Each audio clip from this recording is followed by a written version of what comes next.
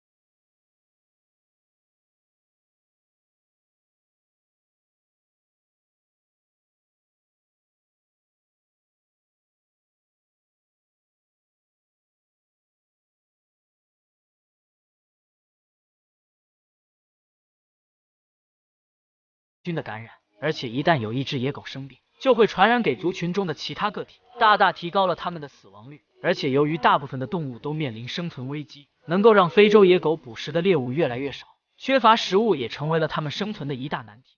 尽管非洲野狗的生存已经非常困难，但是它们依旧愿意与自己的同伴和谐相处。与其他群居动物不同的是，它们并不会凭借自己的地位来率先获取食物，甚至还会将为数不多的猎物分给种群中的幼崽。